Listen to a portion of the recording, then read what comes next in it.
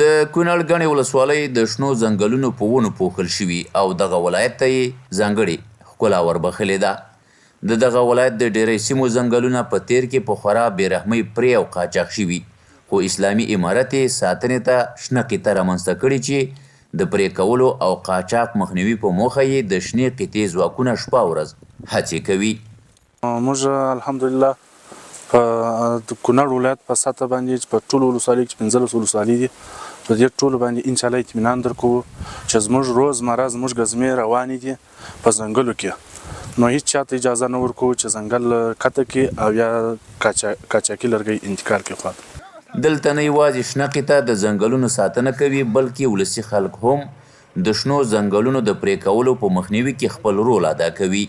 ځنګلات اوس مخکې وال کېده، اوس نه وایي څوک، او اوس الحمدلله امارات اسلامي امارات راغلی، ډېر امن راغلی دی او موږ ډېره خوشحال یو.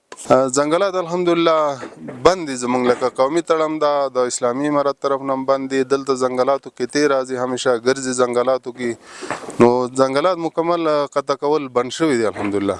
او موږ د اسلامي امارت نه خوشحاله یو، ډېره وخت په وخت دلته راځي، ځنګلاتو کې ګرځي، د ولس پوښتنه کوي، ولس هم ورسره همکاره دی. د ځنګلونو د ساتنې شنې قطې مجاهدین هم ډاډ ورکوي چې هیچ چاته به د ځنګلونو د ناقانونه وهلو او قاچاق اجازه ورنه کړي او د دې ملي شتمنۍ چوپړ به کوي. موږ 100% تاسو ته ډاډ درکوو چې د کونړ 15 ولسوالیو په ټولو ساحو کې موږ روزمره ګزمې لرو او هیڅ چاته به اجازه ورنه ورکوو چې د کونړ ولایت ځنګلونو او طبي منابعو ته زیان ورسوي. زموږ ملګري الحمدلله ټول ځنګلونو کې فعالیت لري او د ځنګلونو مخه مو اوسه پورې ښه ډېره صحیح نیول ده، انشاءالله څوک ځنګل نشي قطع کولی. د یادولو وړ ده د ځنګل ساتنې شنې قطې مسؤلینو په خبره تر سلو ډېر هغه کسان هم د قانون منګولو ته سپارلي چې د ځنګل بوټو په پرې کولو او ناقانونه قاچاق نیول شوي وو. د کونړ ولایت د اړونده ولسوالیو اکثره غرنۍ درې په دغه ډول اونو بوټو یا په ټوله کې د نښترو په ځنګلونو سمسورې او شنې ښکاري.